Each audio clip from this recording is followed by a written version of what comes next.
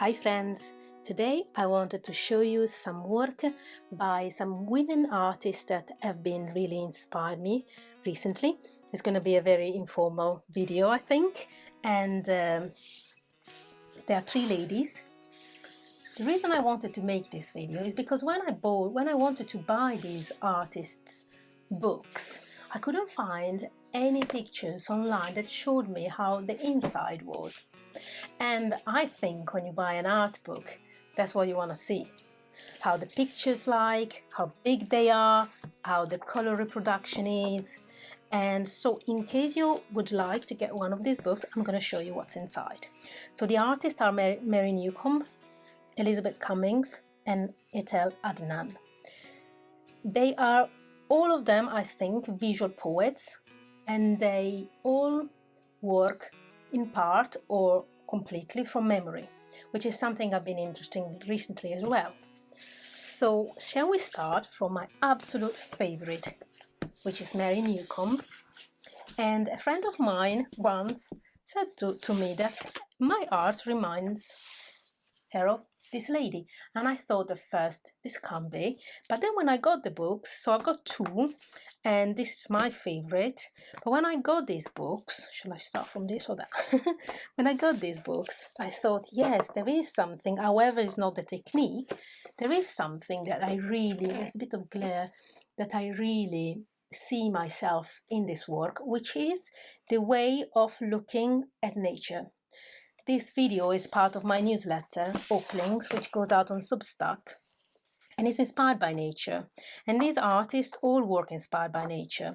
So one thing that brings me together with this Mary Newcomb is the way we look at nature and the things that happen in nature. Now, when I looked at this book first, I suddenly thought about Beatrice Alemagna, who I am sure knows this artist and admires her too, because look at this picture, which is a sketch. Look at the stones. I hope it's in focus. Don't they remind you of the art of Beatrice? Definitely did to me. And also some of the color palettes.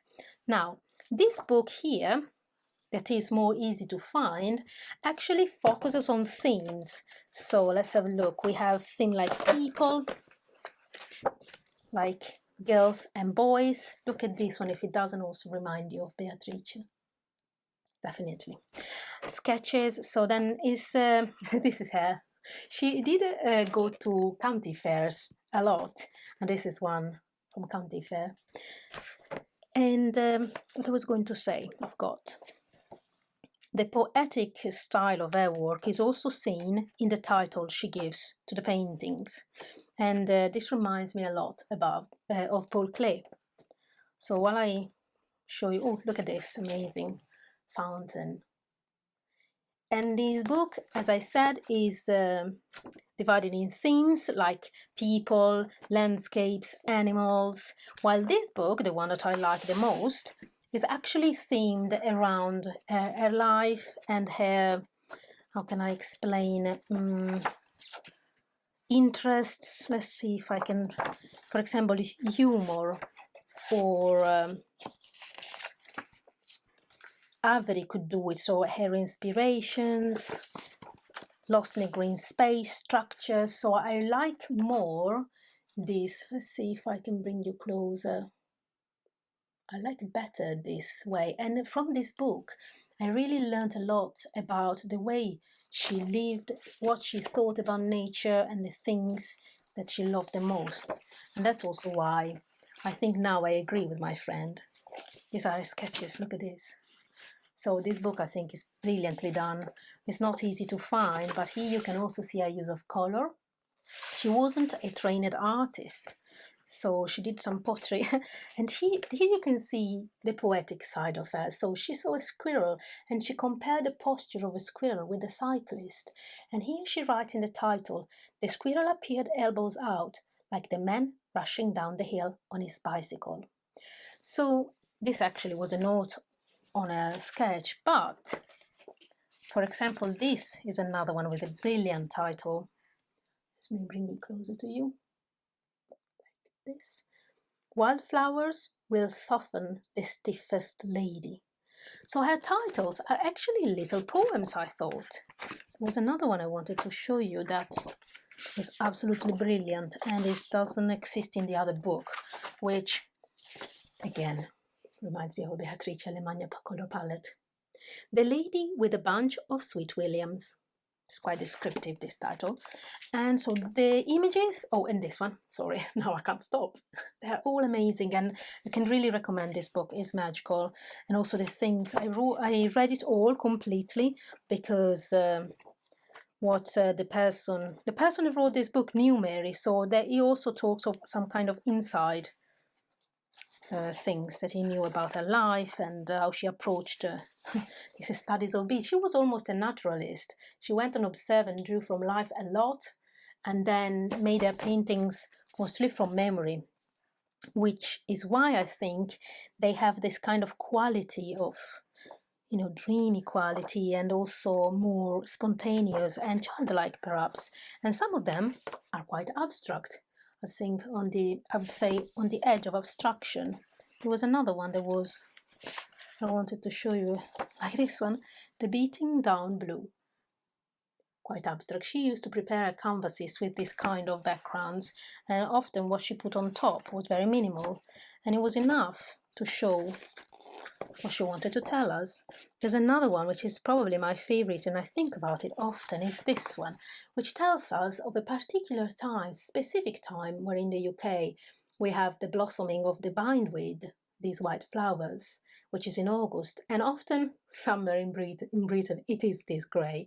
And I thought she captured marvellously these countryside hills that go up and down, and you can tell only because the people are cut in half. So I think this is brilliant. So these two books, definitely recommend, especially this one if you can get hold of it. I know it's a bit out of print. I think it's from the 1996, I think. Let's have a look. Printed in London, 1996. I think it was in occasion of one of her main exhibitions. She was taken up by a gallery. Oh, look at this. She was taken up by a gallery in London, which also displayed the works of the Cornish group. And so she was often compared to them. Or not compared, but she exhibited together sometimes with them. The second one is Elisabeth Cummings. I got this book from Australia, from the King's Gallery. And now I'm going to show you the inside. Elisabeth Cummings is also a landscape painter, or let's say is somebody that works from nature. And also she is at the edge of abstraction. You can tell here that we have kind of a... I wonder if I should bring you even closer, like this. Okay, so we are talking about landscape, but it starts to be something that you would have almost in your memory rather than in front of you. There she is. There's not many books about her in Europe, which I think is a shame. And here we have her paintings are often very big. Let me see, probably, yeah, so this one is one of my favorites. One of the reasons I really like her work is that she uses a lot of warm palettes. And why I like this book is also because the images, some of them are really big.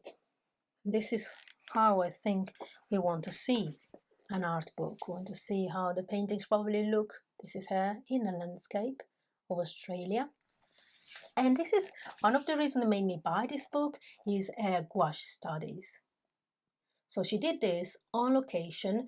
The size is 28 by 35, almost all the same for all the art, because I think that's watercolor pad or, gouache pad that she used.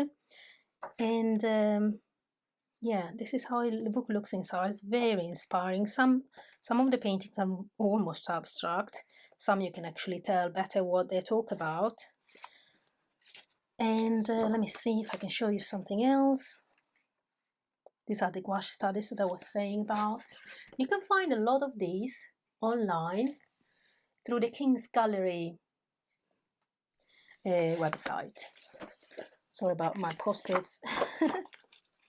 Look at these uses of color, which I don't know if the phone will pick it up, but it's all about dirty and clean. yellows, and the grey that when it gets put near to yellow becomes more violetty. This is a studio which she painted many times, and this as well. This is a bit more realistic, I think. Look at these, celebration of color. Fortunately, these books are all a bit glossy. And yeah, so I definitely recommend this book as well. Then the last one is Ethel Adnan. Here we go. This book is the last one I got, and she also inspired me a lot. She was first of all a poet, and she's from Lebanon. She went to live in Paris when she was a teenager, or yes, a young adult. Then she moved to California and America, if I'm not wrong. And she was teaching philosophy of art. Then when she started to paint, and I'm not going to spoil you the story, but you can find it online, it's a very interesting way that she started to paint. She almost didn't have an evolution. She started using a palette knife, and she used it flat on a canvas or paper. And from the beginning, she was almost having the same voice until up to the end. And she was actually discovered by the mainstream art critics, let's say, as an artist, because she was already a renowned poet when she was 86. So we have hopes. What I love about this book is also the images are very well done. This book is actually printed in Italy, in the place where I come from. So look at her working with a palette knife. Her poetry is actually very activist. She talks about wars and the destruction of environment, but in the paintings, I think she said it somewhere, she focused on the beauty and the happiness that they can bring her, that color can bring. And she also said that art is like a sport, because you use all your muscles, all your body, it gets involved in the choices you make.